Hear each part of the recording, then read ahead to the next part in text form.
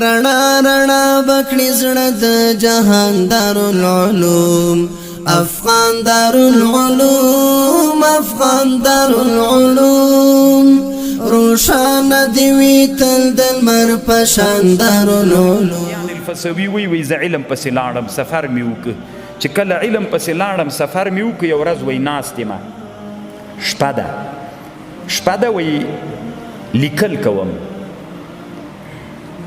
چیرته چې علم ته سفر ته تللی وم دا وخت مې ضایع نه تېراو د ورځې به مې استاز نه علم زده د شپې مې لیکل کول وی د شپې مې لیکل کول نو سخت ستړی یم ما باران وسو دا جومات کې ناست وم دا جومات عریش او څپره وه څه یې هغه قسم هغه څپره غوندې وي که نه چت نه وي داسې پاڼې او شیان په بام باندې پراته وي وی چې چراغ مې ځان ته لګولی چې پاس مې وکتل چې اوبه راوڅڅېدې چې پاس مې وکتل سترګو کې مې اوبه راتویې سولې سترګو کې مې چې اوبه راتویې سولې سترګې مې دواړه ړندې سولې کار یې پرېښود نو چراغ لګېږي یم مسافر د مسافر زړه ډېر نری وي سړي ته هسې زړه غوندې ورځي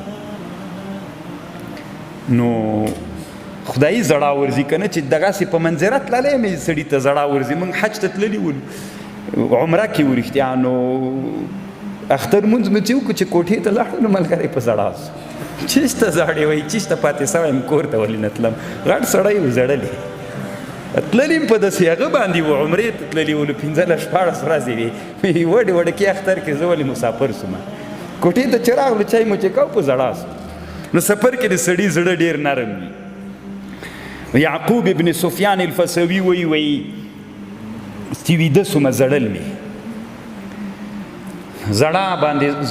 زړل مې چې الله پاکه سترګې مې ړندې سوې علم مې زده کړي دا به څه کېږي وی چې ویده سومه رسول صلی الله علیه وسلم په خوب وینم ما ته وایي یعقوبه ولې زاړې ولې به نه زاړم سفر پسې راغلی یم او نور مې سفر هم په ختمېدو ده لږ شیان پاتې ول هغه علم مې لیکه بیرته خپل وطن ته تللمه سترګې مې ړندې سولې وی راته ویلې چې بچی زاړه مه خوابدی کېږه الله عز وجل به تا ته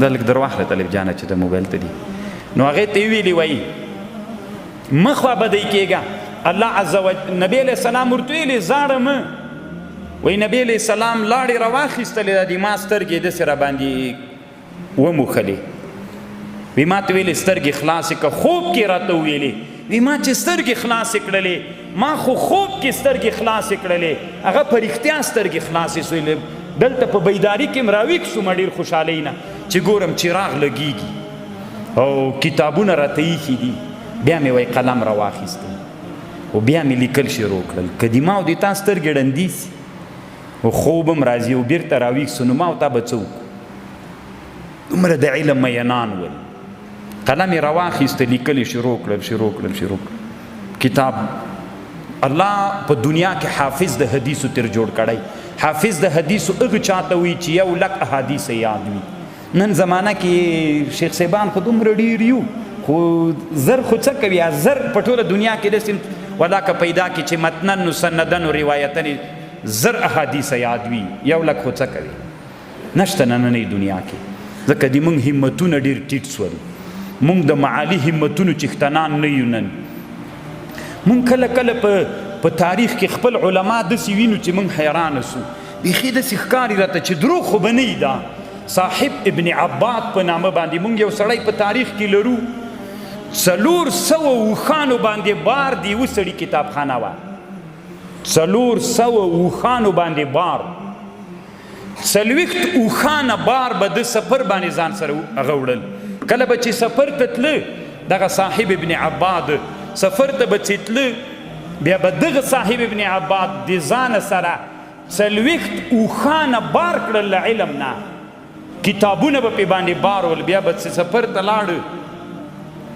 یو اوښ به تنا فهرستونه ول سفر ته به چې لاړو چې چېرته به یې واړول چې د کم علم کتاب به یې پکار سو نو هغه اوښ ته به ورغی د فهرست اوښ نو هغې کې به یې وکته چې پلانکی کتاب په کوم اوښ باندې ایښی دی 40 اوښانه بار سفر ته بیل 40 توخانو نه بار د علم نه نتلو.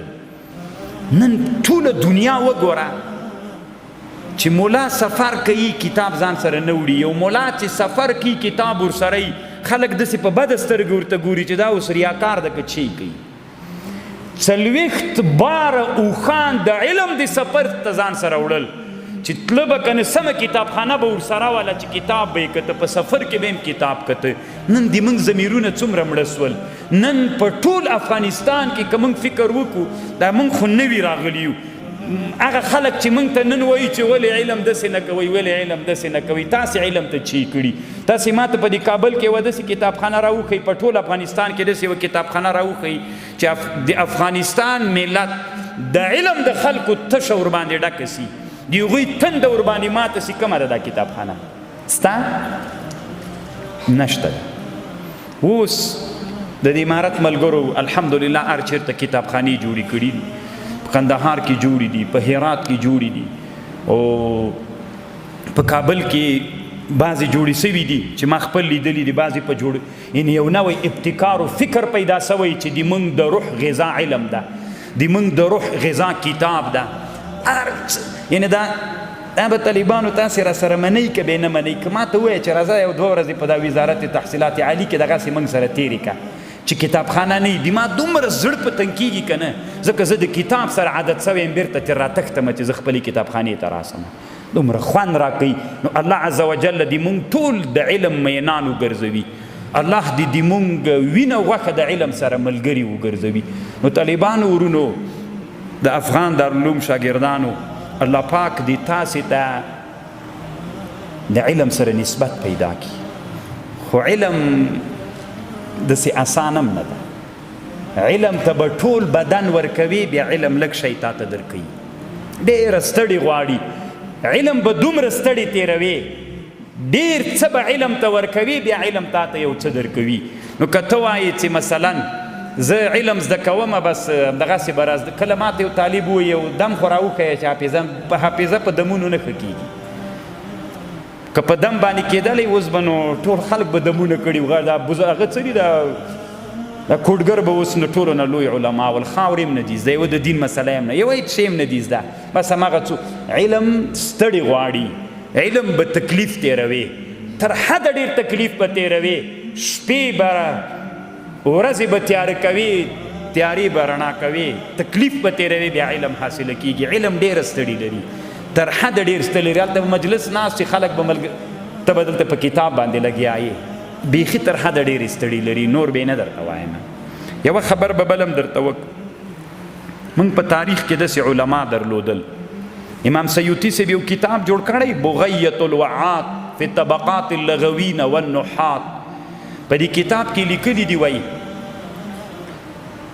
یو عالم تیر سوی د په علم د لغتو کې، امام اسموعي نومیږي، ډېر ښه ملا تیر سوی. امام اسموعي یو کتاب هم لري، کتاب الاسموعیات. په علم د لغت کې ډېر ماهر سړی تیر سوی. داسې نادر سړی تیر سوی، کله ژوند کې سړي سره ډېرې نادرې مخ کېږي. دی وایي یو ورځ هغه ته لاړم، یو کور ته ورغللم، نو دروازه مې وټکوله، وړکۍ هلک راووته. ما ورته ویلې پلار دې چیرې ده؟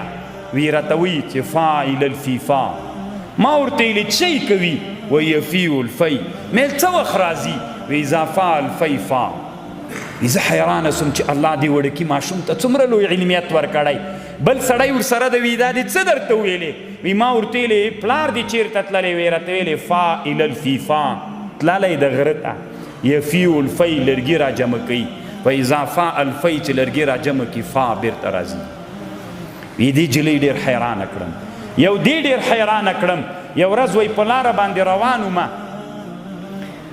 وی ما یوې جلۍ وه سداسیتونم خماسیه، یا 15 لویستې وه یا 6 لویستې وړه جلۍ وله، میږې څرولې.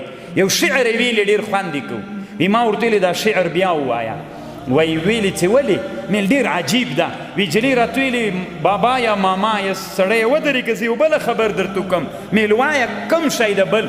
وی راته ویلې چې دغه د الله قرآن ډېر تعجب کې اچولی یم. دا وړه جلۍ وایي. ما ورته ویلې کوم آیات ته چې ته تعجب کې اچولی وي؟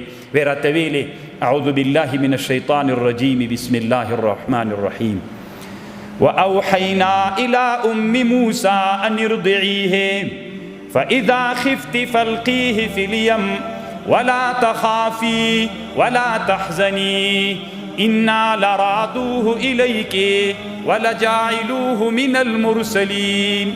بدايات راتويلي ما ورتلي نو دې کې څه عجیبه ده چې ته حیرانه کړې وي ګوګو په خبره نه پوهېږي څومره نادرې پکې دي دوه امر دي دوه نهي دي دوه بشارتونه دي. اوحینا الى ام موسی ان ارضعیه اے د موسی علیہ السلام مورې موسی علیہ السلام ته شیدې ورکړه فان خفت علیه فالقیه فی الیم کته د فرعون د لښکرو نه ډارې دې دریاب د نیل کې واچوم دوه امر سول لا تخافي ولا تحزني مغم جنکیگا مپی ڈاریگا چی غیبی مڑکی دو نحیه سوی دو بشارتون دی انا رادوه الیکی دی تا زوی من بیرتا تا ترکو یو بشارت بیرته راوز د موسی علیہ السلام خپلی مور شو دی ورکولی وجاعلوه من المرسلین دیتا د زوی نه به من رسول پیغمبر جوړو جلی ډیر حیران کړم. نو امام اسمعی نادر سړی دنیا کې تیر دی یو کتاب هم جوړ کړی اسمعیات. نو دی وی یو ورځ فضل ابن ربیع سره ولاړ یم طالبانو ورونو همتونه مو رالوړ کوي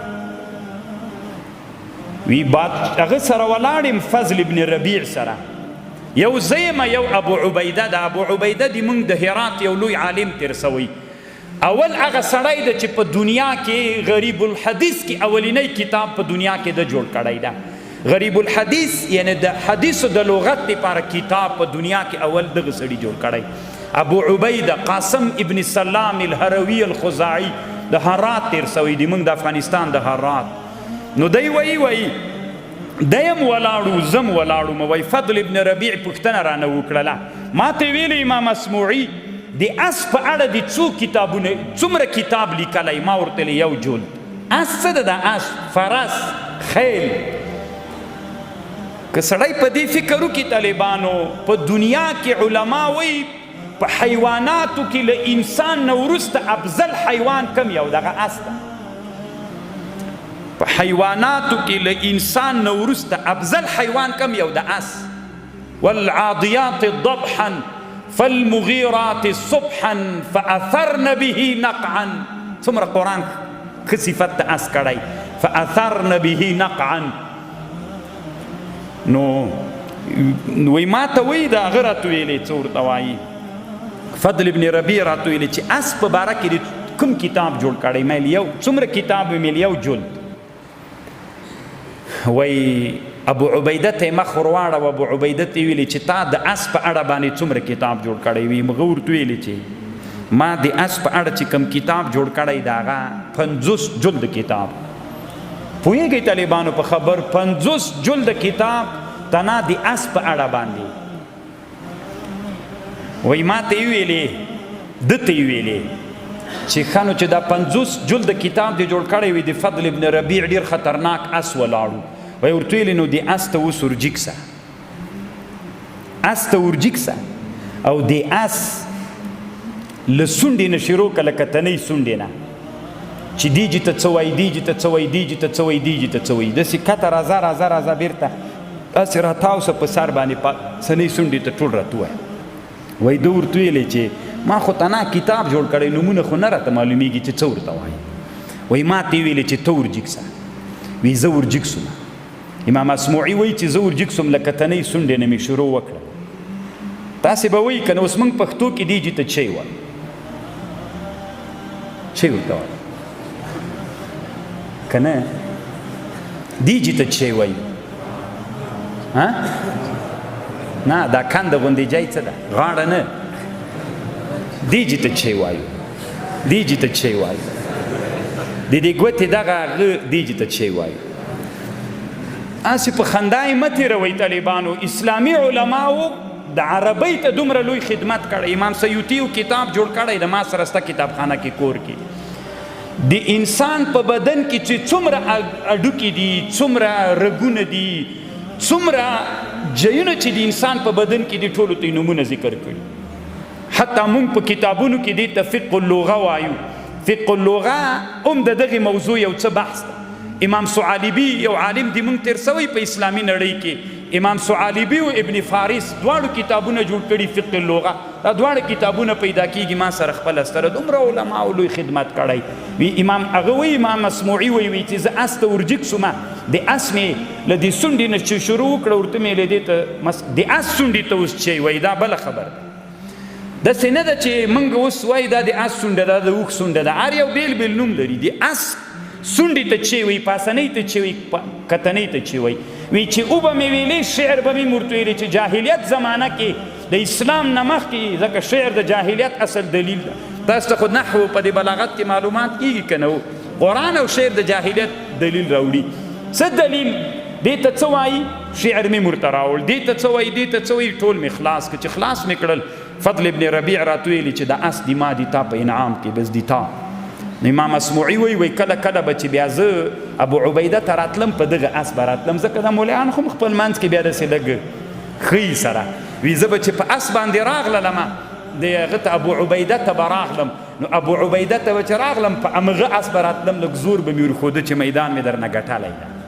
نو الله دې موږ باندې علمي میدان وګټي. دا ډېره مهمه ده. نن که ته یو چاته ووایې چې د اس په اړه کتابونه جوړ دي، نه یې در سره مني. ما سره خپله کتابخانه کې 3 کتابونه تنها د اس په اړه باندې دي. د اس چې د بزکشي به څنګه کوي، قواعد ذکر کوي، او دا ذکر کړي اسلامي علماو دي. یو د ابن ملقن شافعي ده، یو د علامه بلقینی شافعي ده، یو د امام طبرانی ده، او یو د امام سیوطي د څلورم کتاب هم رښتیا را سره سته. د امام سیوطي جر الذیل 4 کتاب تنها د اس په اړه باندې قواعد ذکر کوي، څنګه به یې نوعیتونه ذکر کوي. موږ مسلمانانو دومره ډېر خدمتونه طالبان ورونو کړي دي. نو الله دې وکړي. څومره وخت مخکې ما یو چېرته بحث کو، دا به اخرنۍ خبر وګرځوم. دا کفتره څه ده؟ حمامه.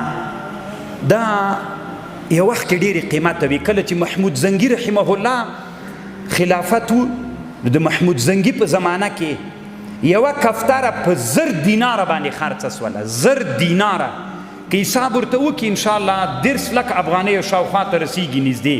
دومره لوی قیمت لري یوه کفتره 10 لکه روپۍ باندې. په هغه زمانه کې په ترکیه کې خرڅه سوله، په قسطنطنیې کې. څه کمال و په دې کفترو کې؟ کمال یې داسې و، ته ورته ګوره مسلمانانو داسې کول. یو ورځ په مصر کې بادشاه ناسته، د دغه اسلامي خلافت بادشاه ناسته. یو شی ده، میوه ده، قراسیه بعلبکیه ورته وایي. قراسیه موږ الوچه ورته وایو. الوچه هم نه ده، داسې وړه غوندې شی د علي بخارا موږ ورته وایو. پېژنئ یې؟ دغه علي بخارا ته قراسیه وایي عربي کې. دا بعلبک یو ښار د تاسو څه کتابونو کې راځي؟ بعلبک حضرموت. حضرموت نن په یمن کې ده، بعلبک په ننني لبنان کې ده. نو مصر و لبنان خو صرف منځ کې دریاب د دې خواته لبنان ده. نو د بادشاه ډېر زړه ورته وسو د قراسیه ته چې خوړلی وای، او په مصر کې نه وي، او دا وخت کې په بعلبک کې وي. هغه خپل هغه سره خبره وکړه چې لږ خو هغه وای د قراسیه وای چې خوړلی مې وای. نو هغه کوم سړی چې و د وزیر یو د باچا یا څه کېده، هغه دته غږ ونه کړ، باندې راووته د کفترو کوټې ته راغی. داسې کفترې ساتلې ولې، مثلا چې په ګردیز بالاحصار د ګردیز څه ده، دلته به یې د کابل کفترې وړې وي، د کابل کفترې به د ګردیز کفترې به کابل ته راوړې وي. کله به چې عاجل ضرورت پیدا سو چې باید ګردیز ته زر خبر ورسول سي، نو داسې چل به یې وکړ، کفتره خط به یې ولیکه، ډېر مین سپک کاغذ یې جوړ کړی و، نری قلم په هغه به یې لیکلو کړل، دا کاغذ به یې مهرلاک او دا کاغذ به یې د کفترې په پښې یا کوم جیب پورې خاص ځای هغه پورې به یې وتړه، کفتره به یې والوزوله چې وابتله، دا به ډایرکټ لاړه د ګردیز بالاحصار باندې کې بناستله. دا د محمود غزنوي زمانه کې دا پیښه سوې ده. هلته به یې چې خط ولیک، نو هغې باندې مقرر ول، هلته ځان ته خلک مقرر ول په دې باندې. هغه چې ورغی چې کفترې به یې کتلې، چې کومه کفتره نوې راغلې چې وبې کتله، کاغذ به پکې و، کاغذ به یې راواخیست، د حق نه درلوده چې دا کاغذ دی ووایي. دا بیا خپلو چارواکو ته راوړه، هغوی به وکته، بیا به یې بېرته جواب ورکړه د کاغذ دلته به هغوی سره به د کابل کفتره وله، هغه به لیکنه وکړه، جواب بېرته به یې 1 ساعت کې به دا کار وسو، 2 ساعته وخت به یا نیم ساعت، 2 ساعته یا 1 ساعت وخت به ونیو، کار به وسو. نو دغه محمود زنګي رحمه الله نه دا د مصر بادشاه چې د په بعلبک کې 600 کفترې مسلمانانو درلودلې چې ټولې د مصر دي. نو امر یې وکړه خط یې ورولېږه چې زر کوه 600 کفترې چې په بعلبک کې تاسو سره دي د هغو ټولو باندې قراسي یې راولېږه. نو 2 دانې قراسي یې وتړلې په داسې وړکۍ هغې کې واچولې، کفترو پسې وتړلې، 600 کفترې والوزولې. چې والوزولې هغه ټولې مصر ته راغللې، د مصر په مطار و میدان وایي باندې کېناستلې. د هغې زمانې دغه استخباراتي خبرونه په دې وړل کېدل. علامه قلقشندي یو عالم تیر سوی یو کتاب یې جوړ کړی، صبح العشا نومیږي، 19 جلدونو کې کتاب، د ډېر کامل کتاب. په دې کتاب کې لیکلي چې دا کفترې راوالوتلې، زر زر یې هغه ته راخلاصې کړلې، دا علي بخارا یې راخلاصې کړلې، په کاسه کې واچولې، څو غټې غټې تالې یې ترې ډکې کړلې. دی چې باچا ته راوړلې ویلې دا له کومه سولې وي، له بعلبک نه وي. ته څه وایې بعلبک نه دې راوړې وي؟ بعلبک نه م راوړې، مصر کې کله شته ده. نو 1 یا 2 ساعته یا 2 نیم ساعته یا 3 ساعته دومره وخت پې باندې وتلی. موږ دومره د نوښتونو خلک ولو، داسې نوي فکرونه مو درلودل. موږ دا به تاسې منئ که به یې نه منئ که نه، خلکو باندې کله کله موږ علمي خبرې کوو، موږ مسلمانانو ته چې د نوښت فکر ورکوو، نوی فکر ورکوو، خلک بیا د موږ له خبرو نه هغه جوړ کړي، پروا نه کوي، مت را بیداره نه سي. علامه قلقشندي لیکي په دې خپل کتاب کې په صبح العشا کې، وایي په د محمود زنګي په زمانه کې د کفترو نوم و، د کفترې د پلار نوم و، د کفترو د نیکه نوم و، د کفترو دپاره مستقل کتابونه جوړ سول چې د هغې دپاره په حکومت کې مستقله اداره جوړه سوله. پوهېږئ طالبانو په خبر باندې که نه پوهېږئ؟ د کفترو دپاره په اسلامي نظام کې مستقلې دفترې جوړې سولې. داسې کتاب یې مو یې پې جوړ کړی، التمائم فی الحمائم. هلته د یو کتاب ذکر کوي چې فلانه ظاهري عالم کتاب جوړ کړی دی، قواعد یې پکې دي. په حکومت اسلامي کې کفترو ته ځان ته دفترونه جوړ سول. یوه کفتره ځان ته نوم درلود، د پلارو د نیکه نوم یو. لکه اوس موږ په اردو کې په پولیسو کې ټول ثبت دي که نه، مکمل هغه پرته ده، د کفترو به هم ټوله پرته وه. هیڅ نه سو کېدلی چې دلته د پردی کفتر راغلی وه چې څوک پې مقرر چې معلومات دې پې ونه لري. دومره موږ پرمختګونه درلودل، دومره نوښتونه درلودل. محمود زنګي رحمه الله تقریبا 1500 کې تیر سوی ده. که هغه زمانې نه راوروسته موږ په دغه چې هغه وخت کې موږ د استخبارات، ځکه محمود غزنوي دا ابتکار وکړو، ځکه دوی د رومیانو سره په سرحدونو جنګ و، نو هلته خبرونه دغسې نه وړل کېدل، راوړل کېدل د کفترو په واسطه به یې وړل راوړل. موږ که د نن نه 1000 کاله مخکې یا 900 کاله مخکې په دې نوښتونو کار کړی وای، پورته بتللي وو که شاته بتللي وو؟ پورته بتللي ولو. نن به موږ د دنیا نه په هر څه شي کې مخته ولو، خو نه پوهېږو چې موږ ملایان چا غلط کړلو. ما ته یو ورځ چا ویلي وایي ظاهرشاه دې الله وبخي ملخه څنګه چل ده؟ وی ملایانو سره یې ډېر ښه کول، ملخه څه یې ورسره کول؟ وی ملایانو باندې عسکري نه کوله. مل دا خو ملایان دې ته خوشحاله دي، دا ښه کار و. ملا یې ځکه عسکري ته نه پرېښوده، ملا یې په دې خوشحاله کړی چې ته عسکري مه کوه، چې ملا له توپک نه وډار شي چې بابا ورته ښکاره شي. ملا په حکومت پوی نه سي، ملا تنا په جومات کې ملا سره د حکومت ولی فکر پیدا نه سي، ملا سره د اسلام د ترقۍ د نوښت فکر پیدا نه سي. دا خو د ظاهرشاه زه فکر کوم دما په فکر دا د علماو سره ظلم و، ځکه یې ظلم و. که ته یو څوک غواړي چې په تیاره کې وساتې، نو بیا هغه ته وایي ته جومات قرار اوسېږي، دا خو ظلم ده. مولا یې باید په حکومت کې مقرر کړی وي چې مولا نوښت کړی وای، مولا لوړ تللی وای. نو طالبانو ورونو موږ ته الله نن ډېر ښه زمانه را نصیب کړې ده. هیڅ کله د شاتګ فکر نور ونه کوه. هر څومره مو چې تر وسه کېږي باید موږ زینه په زینه باندې پورته لاړ شو. پخواني نوښتونه چې په تاریخ کې صحیح په هغه باندې لاړ شو. بیخي اخرنۍ خبره کوم، نن په نننۍ دنیا کې چې کفري دنیا ډېر افتخار ورباندې کوي، دا ریبوټ ورته وایي دوی که نه، یو قسم سړي جوړ کړي دي چې را روان چای درته راوړي، هغه راوړي، دغه راوړي. نو دوی وایي چې مسلمانان دي که نران دا شی جوړ کړي. موږ په اسلامي نړۍ کې یو سړی درلوده، بدیع الدین الجزري، 602 کال د هجرت کې دا سړی مړ ده. 602 کال کې بدیع الدین الجزري اولینای د روبوټ پلار په اسلامي نړۍ د بشریت په تاریخ کې دا سړی تیر سوی ده. زه نه پوهېږم چې موږ ملایانو باندې موږ مسلمانانو باندې څه بلا وسوله چې الله عز وجل موږ شاته بوتللو. دا ترتیب بل چا بوت. کتابونو کې وایي دغه بدیع الدین جزري داسې یو سړی جوړ کړی و، ریبوټي سړی یې جوړ کړی و. 602 کال د هجرت کې دی مړ سوی. نن 1445 کال ده. بیخي ډېره مسافه وتلې ده په دې زمانه کې. باچا ته یو سړی جوړ کړی و، کله به چې د مانځه وخت راورسېد د په سر باندې چغکه مرغۍ وله، دا مرغۍ به وچغېدله. دا به چې وچغېدله بس دا سړی به روان سو. تله به تله به تله به د باچا د دروازې مخ ته به ودرېد، بدنۍ به تیاره له اوبو سره ډکه وه. باچا به چې راووت نو باچا به چې اودس شروع کړه، ده به له پاسه اوبه وراچولې. اودس به چې بادشاه خلاص کړه، په ښي لاس یې اوبه وراچولې، په چپ لاس باندې دا جان پاک څه ده چې سړی مخ پې وچوي، مندیل منشف، دا به دلته په دې چپ لاس اچولی و. نو چې کله به باچا اودس خلاص کړ نو دا لاس به یې داسې ورنږدې کړي چې یعنې دام در واخله، اودس پې اعضاء الوضو ورباندې وچ کړه. دا به چې وچ کړو بېرته به باچا چې دلته واچو دی به را روان سو کوم ځای کې به چې ولاړو هلته به ودرېده. تاسې فکر وکړئ موږ مخته تللي یو که شاته تللي یو که 600 هغه زمانه کې اوس خو تقریبا 800 کاله نه هم ډېر وخت وځي 800 کاله که موږ په همغه باندې تګ کړی وی. انسان چې کله نوښت کوي کرا کرا پورته ځي. نن دی چې دا شی جوړ که سبا ته بل که 800 کاله موږ په هغه باندې تګ کړی وی نن به موږ چی وو. نن به د دنیا پلاران موږ ولو، نن به د دنیا واکمنان موږ ولو، نن به حریت موږ کې ولو. نو خدا چې موږ ورځ تر بلې نه شاته تللي چې نن چاته وایي چې ریبوټ اول موږ جوړ کړی خاندي در پورې ویدلې و نه یې ته ګوره ښه اوس یې ولې نه لري. نه دا منو چې اوس موږ ناکام یو نه لرو. خدا د تاریخ کې چې وګوري بدیع الدین الجزري اصل کې د ترکیې تیر سوی دیار بکر ورته وایي. ترکیه کې یو ښار ده، دا هغه ځای ده چې الله قرآن کې وایي واستوت علی الجودي. دغه جودي غر په دغه جزیرة ابن عمر ځکه منسوب جزري ته ده، جزیرة ابن عمر دیار بکر ورته وایي. نو الله عز وجل دې مونږ آینده کې هوښیار کړي. الله دې د پرمختګ فکر راته نصیب کړي.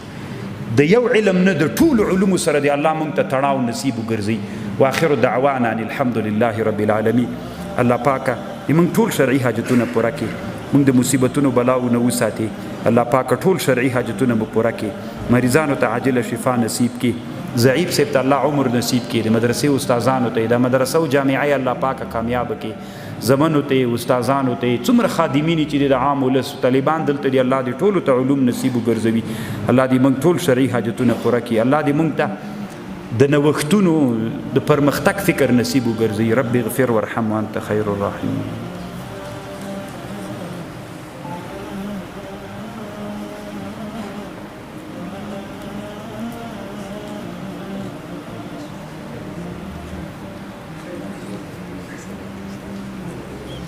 زه به کوټه ته صحیح